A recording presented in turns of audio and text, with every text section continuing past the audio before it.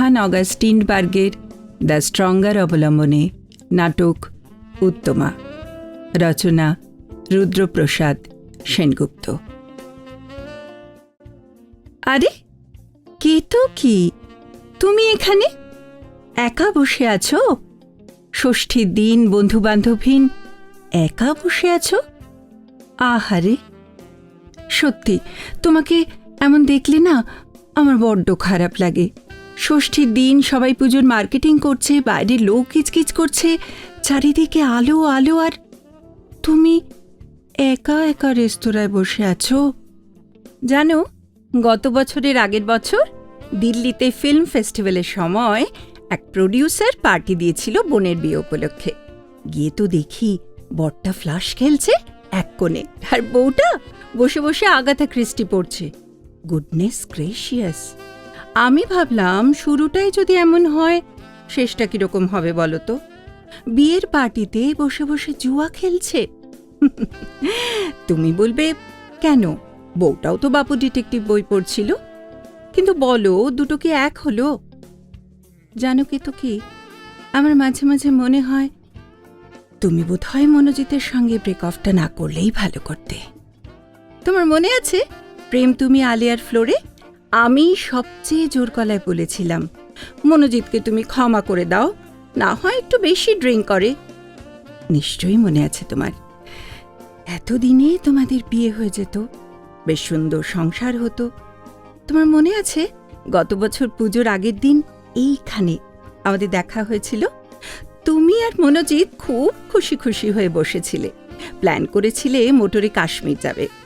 বলেছিলে তুমি শুধু সংসার করতে চাও, বিয়ের পর ঘরকন্যা করবে, ফিল্ম করা ছেড়ে দেবে, আরো কত কি করবে।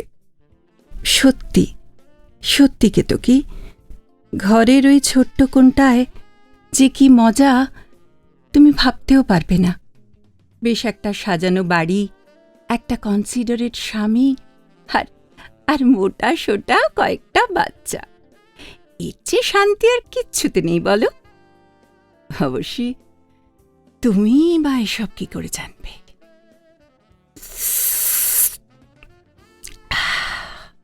কফিটা কিন্তু দারুণ। এই দেখো, এই ফ্রকটা মঞ্জুর জন্য কিনেছি। আর এই ডলটা একবার দেখো, কি সুন্দর, শোয়ালেই চোখ বুজ ফেলে, তার করালেই চোখ খুলে ঘোরাতে থাকে। আর এই স্যুটটা রঞ্জুর জন্য। আর এই পিস্তলটা ভয় পেয়ে গেছে না? তুমি ভাবছিলে আমি সত্যি সত্যি তোমাকে গুলি করছি, কিন্তু এরকম ভয় পাবার তো কোনো মানেই হয় না বলো। তুমি যদি আমাকে গুলি করতে চাইতে তার একটা মানে হতো। আমি জানি তোমার ক্ষতি করার জন্য তুমি আমাকে কোনো দিন ক্ষমা করবে না, কিন্তু বিশ্বাস করো আমার কোনো হাত ছিল না এতে। তুমি ভাবো সেই হিন্দি ছবিটায় তোমার কন্ট্রাক্টটা আমি কাছিয়ে দিয়েছি, কিন্তু প্রমিস, বিশ্বাস করো আমার এখানে কোনো হাত ছিল না। আমি সত্যি কথা বলছি, আই প্রমিস। না, তোমাকে বোঝাবার চেষ্টা করে কোনো লাভ নেই। তুমি আমাকে কিছুতেই বিশ্বাস করবে না। আচ্ছা, এবার এটা দেখো, এই চটি জোড়া, এটা আমার স্বামীর জন্য কিনেছি। চামড়ার ওপর বাটিকের কাজ করে কার্টবার্টসন হারপারে গিয়েছিলাম সেলাই করে দেওয়ার জন্য। মার্কেট থেকে ফেরার পথে নিয়ে এলাম।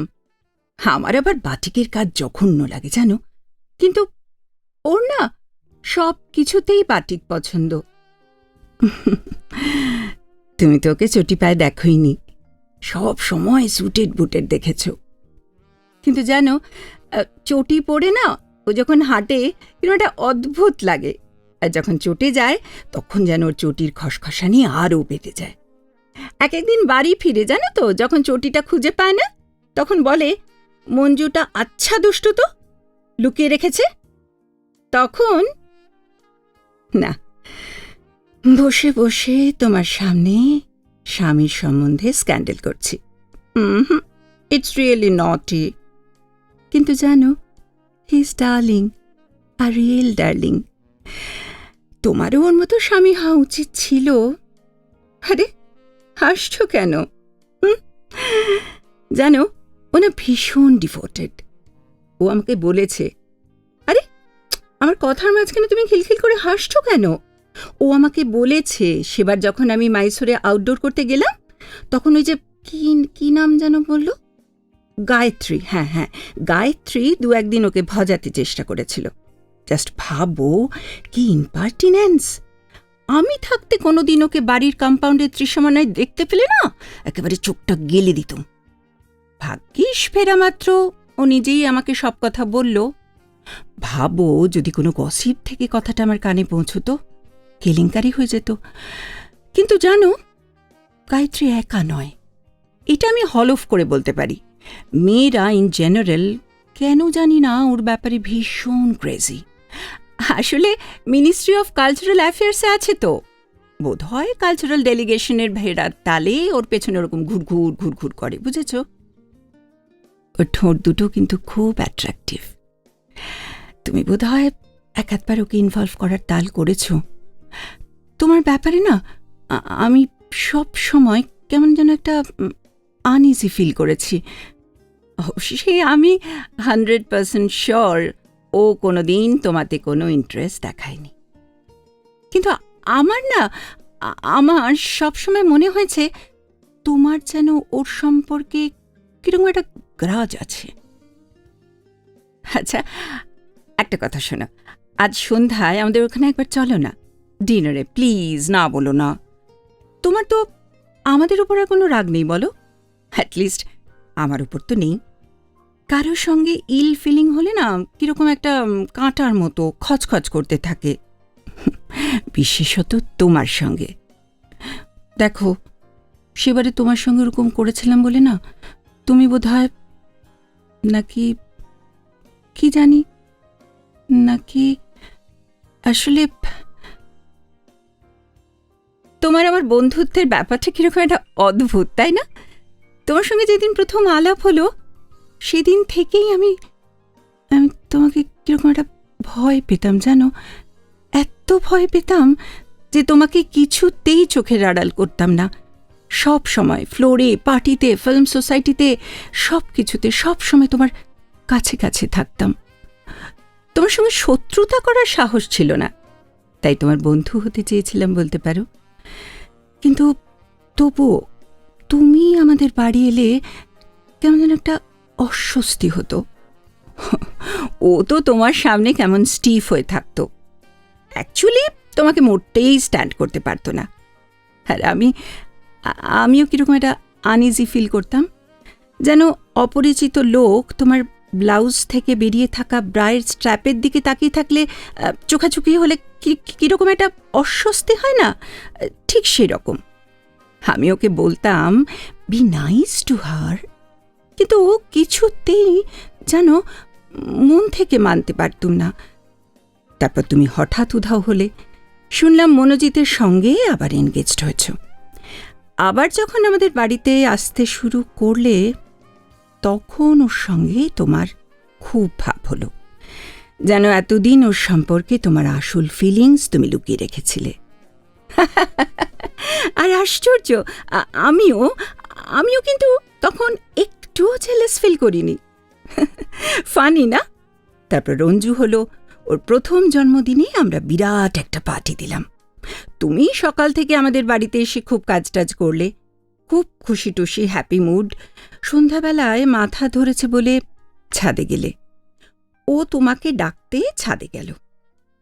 ছাদ থেকে নেমে এলে তখন তোমাকে হঠাৎ ভীষণ ভীষণ আপসেট লাগছিল। তখন তো আমি এত সব ভাবিনি, এতদিন একবারও সেসব কথা মনে হয়নি। কিন্তু আজ হঠাৎ তুমি আমাকে দেখছো, তুমি চুপ করে আছো কেন বলো তো? আমার সব কটা কথা শুনছো, কিন্তু একটাও কথা বলছো না তুমি।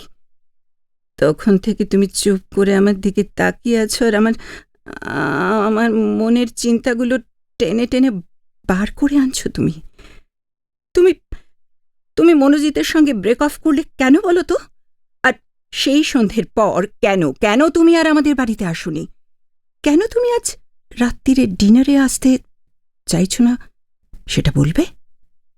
না, থাক, তোমাকে কিচ্ছু বলতে হবে না, আমি সব বুঝতে পারছি। তাহলে সেই জন্যেই তুমি হ্যাঁ, ঠিকই তো, সব সব দুয়ে দুয়ে চারের মতো পরিষ্কার হয়ে যাচ্ছে। এই তাহলে তোমার আসল ব্যাপার। উফ, আমি আমি তোমার সঙ্গে এক টেবিলে না বসতেও আমার প্রবৃত্তি হচ্ছে না। এই জন্যেই আমাকে সব কিছুতে বাটিকের কাজ করতে হয়। যদিও আর এই জন্যে গত পুজোয় আমি দার্জিলিং যেতে চাইলাম, আর ও জোর করে আমাকে মুসৌরি নিয়ে গেল, কেননা মুসৌরি তোমার প্রিয় জায়গা। আর সেই জন্যেই রঞ্জুর নাম জোর করে অমিত রাখল, কেননা তোমার বাবার নাম অমিত। আর সেই জন্যেই দেখো আমাকে লেমন আর স্টিল গ্রে কালারের শাড়ি পরতে হয়, আর সেই জন্যেই আমাকে শচীন দেব বর্মনের গান শুনতে হয়, আর সেই জন্যেই আমাকে এত কফি খেতে হয়। ও গড, ইটস হরিবল। তোমার লাইকস ডিসলাইকস সব কিছু আমার মজ্জায় মজ্জায় ঢুকে গেছে, এমনকি তোমার প্যাশনস, ইভেন ইউর সোল। আমার ভেতরে ঢুকে ভেতরটা কুড়ে কুড়ে খেয়ে আমাকে নিঃশেষ করে দিয়েছ। আমি সব সময় তোমার কাছ থেকে পালিয়ে যেতে চেয়েছি। তুমি যেন সাপের মতন আমাকে মন্ত্রমুগ্ধ করে টেনে রেখেছ। যখনই আমি পাখা মেলে উঠতে গেছি, তুমি তোমার এই ছোট ছোট কালো সাপের মতো চোখ দিয়ে আমাকে হিপনোটাইজ করে নামিয়ে এনেছ নিচে। হাত পা বাঁধা, আমি জলের ভেতর সাঁতার কাটতে কাটতে তলিয়ে গেছি একেবারে মাটির নিচে, গলা মাটিতে। আর সেখানে তুমি তোমার ক্লজ গুটিয়ে বসে আছো আমার জন্য। আর আমি নিশ্চল হয়ে শুয়ে আছি এখনো। ওফ, আই হেট ইউ। আর তুমি ওখানে শান্ত ধীর স্থির বসে আছো আজ সারাদিন, সারা বছর পৃথিবীর সব চিন্তা মুছে ফেলে, লোকের সুখ দুঃখের কথা না ভেবে তুমি একা বসে আছো কাউকে ভালোবাসতে না পেরে, কাউকে ঘেন্না করতে না পেরে, আর কারো ক্ষতি করছো না, অথচ ওইখানটাতেই বসে আর সবার ক্ষতির খতিয়ান দিচ্ছ। পুরকে তো কি, I feel sorry for you. আমি জানি তুমি unhappy because you are hurt. আর হার্ট হয়েছ বলেই তুমি এত বাজে হয়ে গেছো। আমি আর তোমার উপর রাগ করছি না। আমি জানি আমাকে নয়, তোমাকেই করুণা করা দরকার। সেদিন সন্ধ্যার সঙ্গে সঙ্গে আর কিছু ঘটনা যাই হোক না কেন, তোমার সঙ্গে ওর যা কিছু ঘটে থাকুক না কেন, I don't care. Why should I, after all? তুমি আমাকে এত কফি খাওয়া ধরিয়েছ, তাতে কি এসে গেল? অন্য যে কেউ একই জিনিস করতে পারত। আর তাছাড়া কোল্ড কফি তো গায়ের রং ফর্সা করে। আর তুমি যে আমাকে লেমন আর স্টিল গ্রে কালারের শাড়ি ধরিয়েছিলে, ভালোই তো। আমি জানো খুব খুঁটিয়ে দেখেছি, খুব ক্রিটিক্যালি ওই দুটো রঙে আমাকে আরও বেশি অ্যাট্রাকটিভ লাগে। আর যখন আমাকে বেশি অ্যাট্রাকটিভ লাগে, তখন না ও আমাকে বেশি বেশি ভালো ভালো আদর করে। খারাপ আদর নয়, সে তো সবাইকে করতে পারে। আমি বেশ বুঝি ইউ হ্যাভ লস্ট হিম। তুমি ভেবেছিলে আমি পালিয়ে যাব। তুমি তো পালিয়েছ, পালিয়ে ওইখানে বসে বসে পাস্ট রিগ্রেট করছো। I don't regret anything. After all, one must not be pity. জানো, আমি বেশ বুঝতে পারছি। After all I am the stronger. At least এখন তুমি আমার থেকে কিচ্ছু নিতে পারোনি, শুধু দিয়েছ। আমি সেই রূপকথার চোরের মতো তুমি ঘুম থেকে উঠে দেখলে তোমার সব ঐশ্বর্য চুরি করে নিয়ে তোমাকে নিঃশেষ করে রেখে গেছি। তুমি ফিনিশড, তুমি নিঃশেষ। নইলে তুমি যা কিছু স্পর্শ করো তাই নষ্ট হয়ে যায় কেন বলো তো? কত লোক তো তোমার কাছে এলো, স্মৃতি, দীপক, অমিতাভ, শ্রীমন্ত, মনোজিৎ। কেন কেন কেন? তুমি তো কাউকে ধরে রাখতে পারলে না, ধরতেই পারলে না। ইনস্পাইট অল অফ ইউর বাটিক্স অ্যান্ড প্যাশনস, সব পেয়ে চলে গেল। তোমার কোয়ালিটি তোমাকে বাঁচতে শেখাতে পারেনি, আমাকে পেরেছে। তোমার বাবার নাম অমিত, কিন্তু অমিত নামের কোনো ছেলে তুমি কোনোদিন পাবে না। I am sorry. আর তুমি সব সময় চুপ করে থাকো কেন? সব সময় আগে ভাবতাম নিজের শক্তিতে তুমি সমাহিত। এখন বুঝি তুমি চুপ করে থাকো কারণ তোমার কিচ্ছু বলার নেই, তুমি নিঃশেষিত। আমি এখন বাড়ি যাচ্ছি, আর এই বাটিকের কাজ করা চটি জোড়া নিয়ে যাচ্ছি। তোমার বাটিক। তুমি কারো কাছ থেকে কিচ্ছু শিখতে পারোনি, তুমি শুধু দিয়েছ, তাই তুমি ফুরিয়ে গেলে। কিন্তু আমি এখনো সজীব। দেখো তুমি। থ্যাংক ইউ কেতকী, তুমি আমাকে অনেক কিছু শিখিয়েছ। তুমি আমাকে ভালোবাসতে শিখিয়েছ, তার জন্য তোমাকে একটা থ্যাঙ্কস তো দিতেই হয়। এখন আমি বাড়ি যাচ্ছি। আজ রাতে ওকে আমি খুব খুব ভালোবাসব। Good bye.